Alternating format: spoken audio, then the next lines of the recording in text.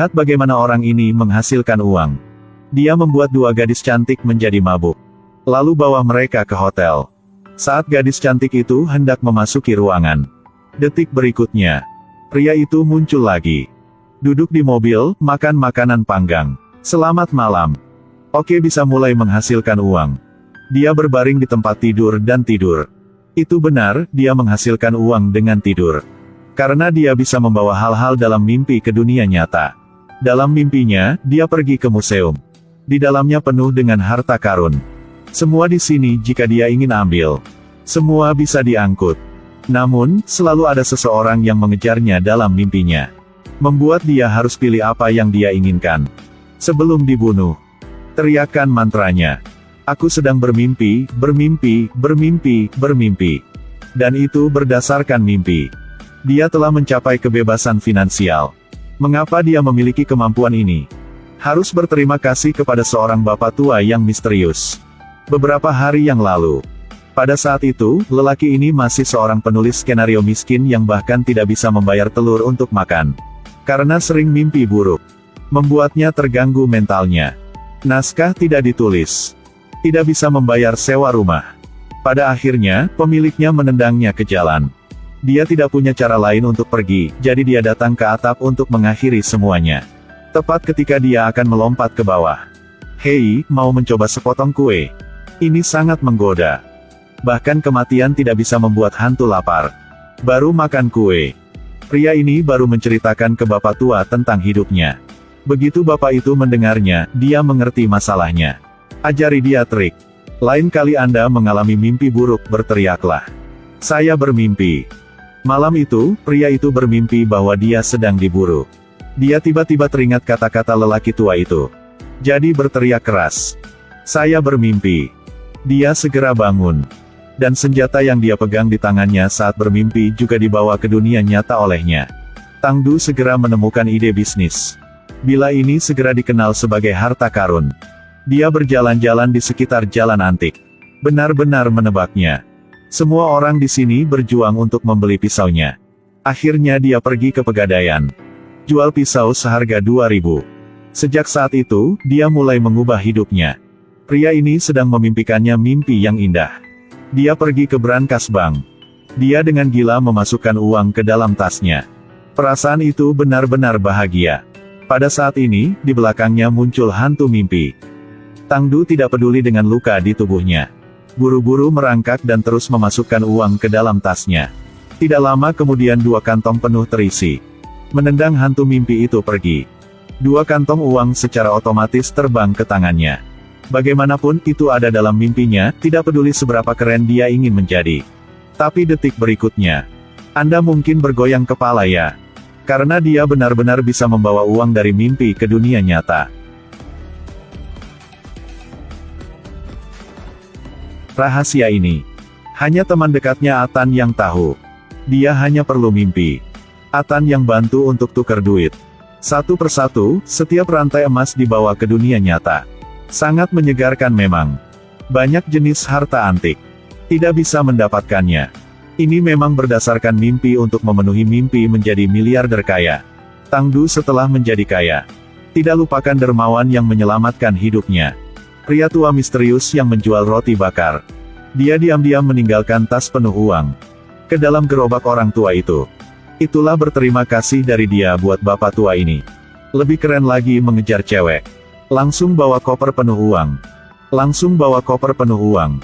Saya ingin memberi pacarnya mobil balap. Hanya mengendarai mobil keluar dari mimpi. Juga tidak tahu di lantai berapa apartemennya. Bagaimana bisa mengendarai mobil ini? Ketika dia tidak punya uang. Dia tidak bisa tidur di malam hari, terutama celaka. Setelah punya uang. Dia punya banyak waktu dan melakukan segalanya dengan benar. Tulis skrip sesuka hati dan dapat menjual 200.000. Karena Atan ingin membantu mewujudkan impian Tang Du. Atan telah memberinya citra sebagai penulis skenario yang sedang naik daun dengan potensi besar. Langsung luncurkan 20 kategori. Tulis skrip sendiri dan buat menjadi film. Baru saja berinvestasi lebih dari 100 juta. Habiskan sedikit uang ini. Lalu apa lagi? Atan berencana membantunya dengan proyek besar. Atas namanya Tang Du, untuk membangun menara Tang Du. Dan masukkan semua pengungsi dan bajak laut ke dalam menara itu. Makan dan minum benar-benar gratis. Pekerjaan pendidikan penuh. Saya sudah memikirkannya juga. Jika saya benar-benar tidak bisa, saya akan pergi. Namun, membawa item dari mimpi ke dunia nyata juga memiliki efek samping. Hari itu dia merasa tidak nyaman di tubuhnya. Dia berjalan ke depan kaca dan melihatnya. Ada 2 bekas luka besar di tubuhnya. Dia tidak tahu apa yang terjadi padanya. Dia bahkan tidak berani membiarkan pacar mengetahuinya. Jadi aku menyelinap keluar. Hasilnya hari Senin. Dia telah diculik.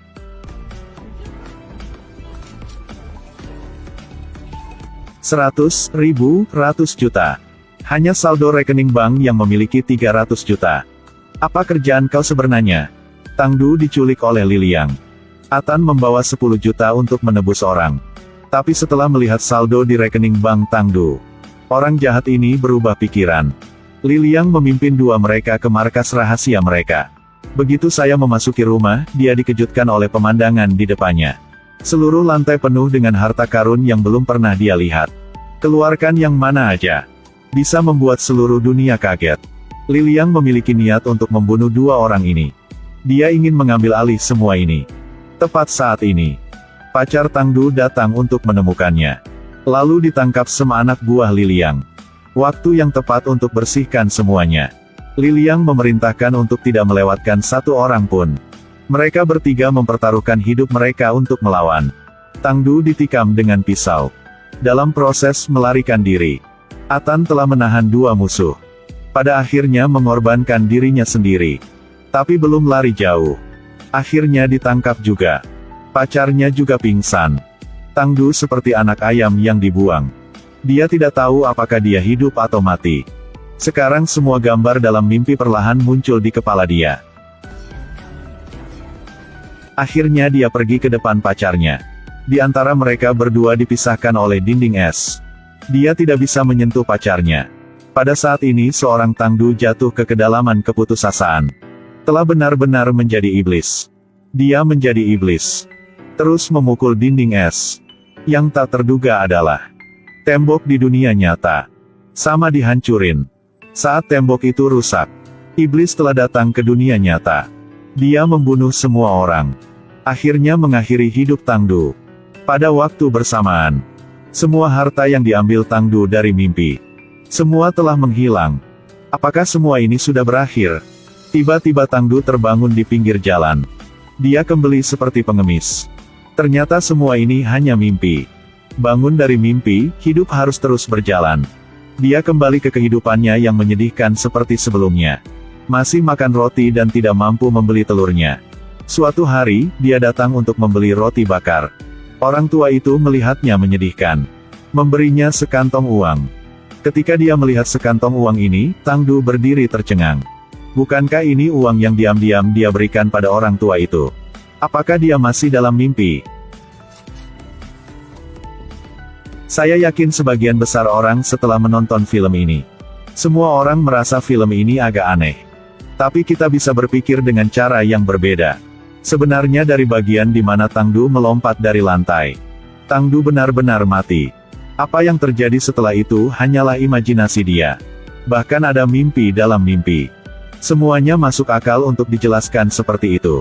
Lagi pula, dalam mimpi, apa yang tidak ada?